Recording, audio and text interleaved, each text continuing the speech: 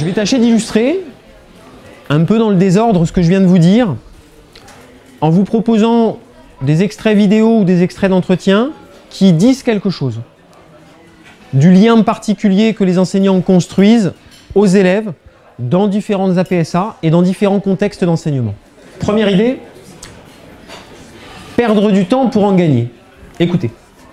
L'arbitrage dans les sports collectifs, c'est pas simple. Hein. Pour moi, c'est la source de problème. C'est-à-dire que c'est celle qui va permettre que les élèves basculent dans les apprentissages ou au contraire qu'on cristallise les élèves dans la contestation permanente pendant 8 leçons. Quoi.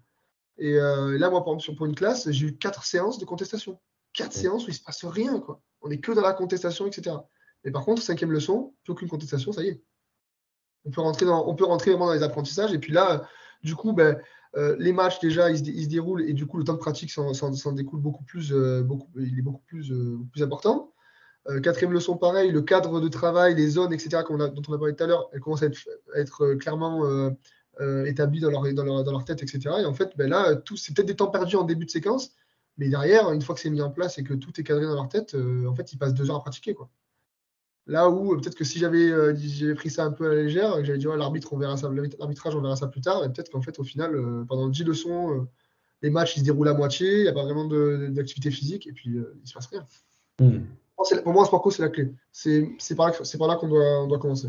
Ce qui me semble intéressant ici, c'est l'exigence, d'une certaine manière, que cet enseignant accorde à des choses qui peuvent sembler, alors anodines, elles ne le sont pas, mais en tout cas, à des choses qui sont déterminantes dans la possibilité qu'il a d'amener les élèves à travailler et de construire justement un lien d'autorité vertueux, tourné, dirigé vers les apprentissages. Je parle d'exigence à dessein et je m'appuie ici sur une citation de Philippe Mérieux que vous retrouverez sur son site. Et Philippe Mérieux dit quelque chose d'assez important lorsqu'il qualifie l'exigence en prenant un exemple et en disant « L'école est le lieu de l'exigence et il faut que nous incarnions l'exigence pour que les élèves soient en capacité eux-mêmes d'être exigeants dans les apprentissages tels que nous souhaitons les voir s'y engager. » Et il prend cet exemple-là en disant « Il faut autant d'exigences » on doit attendre autant d'exigences de la part de l'enseignant lorsque, d'une certaine façon, il apprend à dessiner à un enfant que l'enseignant lorsqu'il aide un étudiant à apprendre, à comprendre la théorie de la relativité d'Einstein. Il faut que nous soyons exigeants au même niveau. L'exigence n'est pas une question d'âge, l'exigence n'est pas une question de complexité, l'exigence est un principe fondamental que nous devons défendre en tant qu'enseignants pour amener les élèves à travailler convenablement. Dans le discours de l'enseignant, ce que je trouve intéressant ici, c'est qu'il accepte de perdre volontairement du temps pour en gagner, car il part du principe qu'il y a des règles, des principes qui sont essentiels à la mise en place d'un collectif de travail apprenant et que ces règles doivent être respectées pour que le collectif existe. Je vois qu'il est un petit peu tard, je vais faire une priorisation d'extraits. D'accord? Vous n'en voudrez pas. Je vais plutôt orienter voilà, la suite de notre échange sur quelques extraits pour laisser un temps à la discussion et au débat. Je vous ai parlé un petit peu du matériel. Écoutez par exemple cette enseignante. Cirque Warning, ça s'affiche en rouge et je pense que j'ai vécu les 2 mois les plus longs de l'univers au début du cirque. Ouais. Jusqu'à ce que ça se passe un peu mieux, mais c'est très compliqué parce qu'on arrive avec quelque chose en tête en se disant cirque, on va faire du détournement d'objets. Oui, mais sauf que je pensais pas qu'ils allaient détourner à ce point. Donc, oui, ils ont fait une conception particulière du cirque, mais c'est là où on se rend compte que le matériel, ça peut être très bien et en même temps, ça peut mettre un bazar monumental. Et moi, la première leçon de cirque, on se dit, on va leur mettre à disposition différents objets pour voir qu'on peut jongler avec autre chose que des balles. Donc, j'avais commencé la situation où on est tous ensemble, on n'a que des balles, puis petit à petit, on rajoute plein d'objets différents. Au début, ça se passe bien, puis ça tient 2 minutes. Et puis, les 2 minutes d'après, il y a tout qui vole dans la salle. C'est le boxon total. Et c'est là où je me suis dit, en cirque, comment faire en sorte que le matériel, ce soit pas un projectile ou un objet volant non identifié qui se balade au milieu de ma salle. Et là, ça a été compliqué pour le coup. Et j'ai refait le système qu'on avait fait en badminton. Un groupe qui va choisir son matériel. Et une fois que son matériel est choisi, il le garde. Il est responsable de son matériel.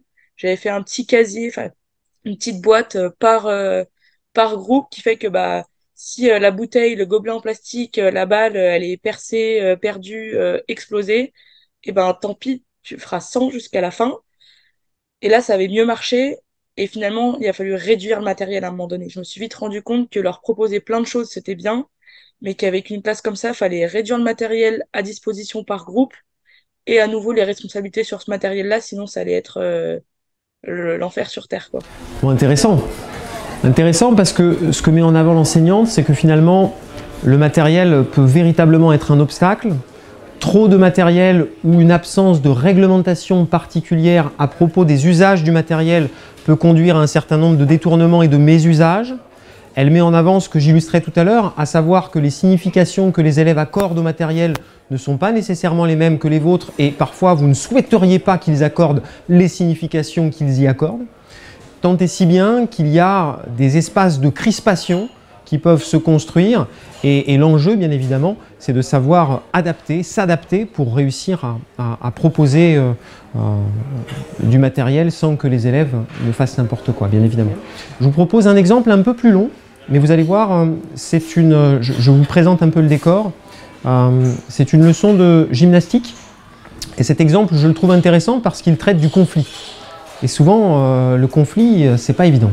C'est pas évident parce qu'on ne sait jamais véritablement comment l'aborder, on ne sait jamais véritablement quoi dire, on ne sait jamais non plus trop comment faire face, quel geste véritable mettre en avant. Et là, en l'occurrence, la situation, c'est une situation d'entretien, d'autoconfrontation. Donc on voit la séance filmée et il y a des commentaires et des échanges entre l'enseignant en question et moi-même. Et l'idée, c'est que vous puissiez comprendre le raisonnement que mobilise l'enseignant dans cette perspective-là. Le biscuit, c'est un sommet. Carré, tu veux bien, s'il te plaît? Fais-le-moi.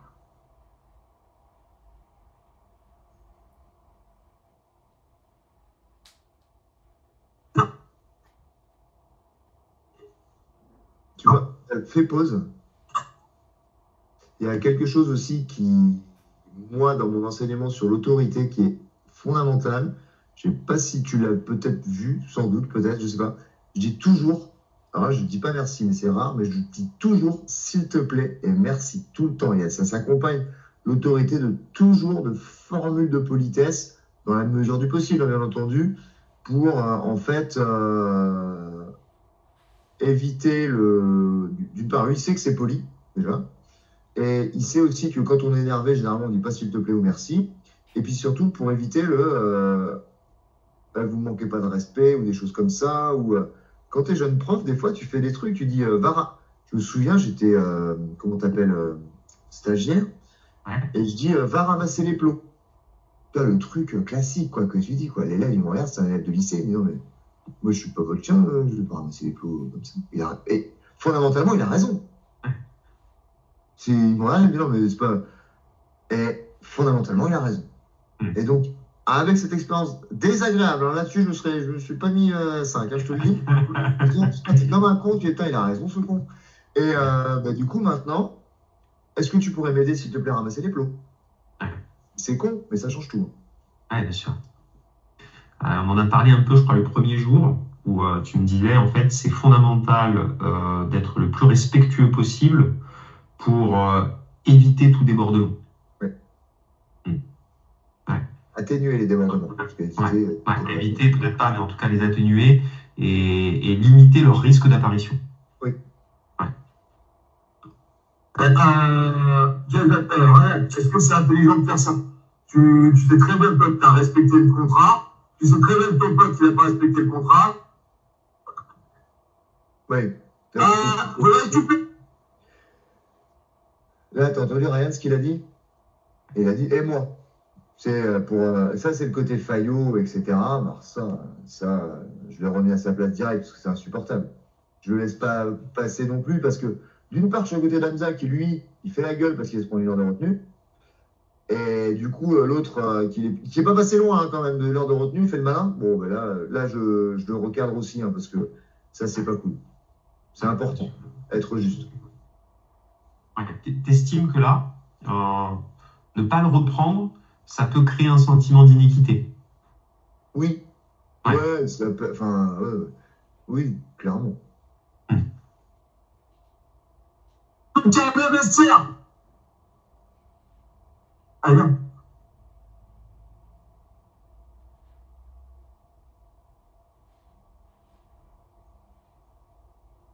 Donc là, le classique, je l'isole de la classe fait autre chose, voilà, on est sur ce qu'on a appris. Voilà. Ça, c'est clair que ne jamais partir sur du frontal devant toute la classe, hein. Ça, c'est le truc qu'il faut jamais faire.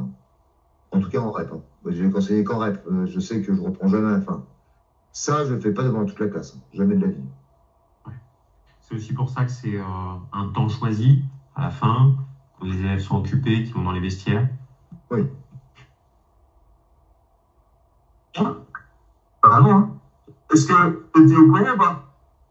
Là, je suis avec un élève, c'est là-bas, les portes sont ouvertes, je ne t'appelle dans le vestiaire. Ouais, clairement, tu vois, j'aurais quand même pas de négociation. Benjamin, c'est ça, lui? Ouais. Ouais, c'est pour ça que tu le renvoies, entre guillemets, un peu dans les cordes en lui disant, voilà, laisse-nous de l'espace quelque part, j'ai besoin de discuter.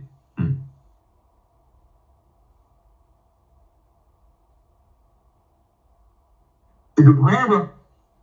Est-ce que, alors, j'entends et je comprends parfaitement les raisons qui te poussent à l'isoler, notamment vis-à-vis des autres élèves. Est-ce que c'est aussi une manière de lui montrer que tu lui accordes de l'importance à lui en particulier, y compris lorsque, là, tu viens rediscuter de ce qui s'est passé? Ouais. Ah, mais complètement.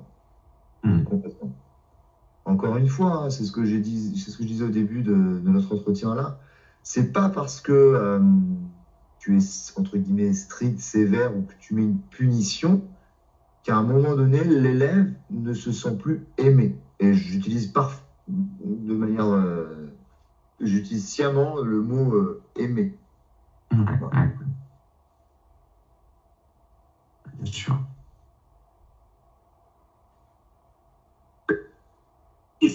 Merci pour la force. Ah oui. Ah bah oui, mais à un moment donné, tu respectes les trucs, hein. Je te le dis une fois, tu recommences. Ah,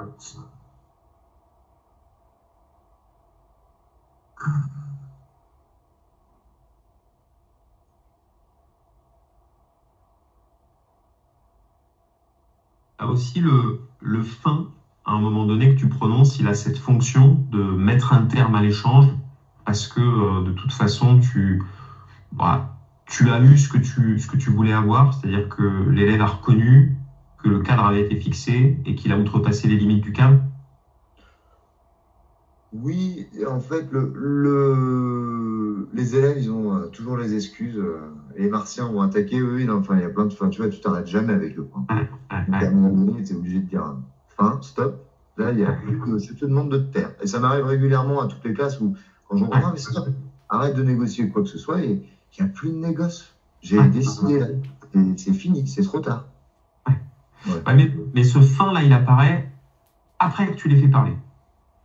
C'est-à-dire qu'il apparaît après que tu lui aies dit est-ce que oui ou non je t'ai prévenu, est-ce que oui ou non tu as respecté quelque part les règles qu'on avait passées ensemble. Et c'est à ce moment-là, quand il commence à te dire oui, que tu l'interromps tout de suite en disant ok, voilà. Oui, parce que c'est ce que je veux, en fait. C'est ce que je veux. Et s'il avait dit non, par exemple, on serait reparti sur d'autres questions. Plus en amont, entre guillemets, quel était mon discours? Est-ce que je mets mes élèves en sécu? Ah bah oui, toujours. Est-ce que tu as vu des élèves en danger dans mon cours? Non, pourquoi? Enfin, tu vois, tu as le truc, tu as plein de cordes à ton arc là. Bon, tout de suite, voilà, fin, on enchaîne aussi, parce que j'ai la pression temporelle, comme tu l'as souligné tout à l'heure aussi. Hein. Ouais, bien sûr. Mais là, c'est fin, parce que c'est stop, et j'ai ma réponse. Et oui, c'est important de le faire dialoguer avant. C'est comme sur les rapports d'incidents que mes collègues utilisent des fois à tir larigot, là, et qui est un outil qui est vraiment... Enfin, c'est fort, quoi. Faire un rapport, c'est fort. Je convoque l'élève en question, même quand il est exclu, c'est-à-dire que, et avant qu'il soit exclu, je lui dis, dans ton rapport, il y aura pam, pam, pam, pam. On est d'accord que sur le rapport que je vais rédiger, il n'y a aucun mensonge. Ce que je fais est objectif, je ne mets pas mes sentiments, je dis, là, il n'y a pas de mensonge, j'ai pas menti. Pour que l'élève, quand il va lire le rapport, il se souviendra que, bon, effectivement, c'était objectif. Il n'y a pas de mauvaise surprise.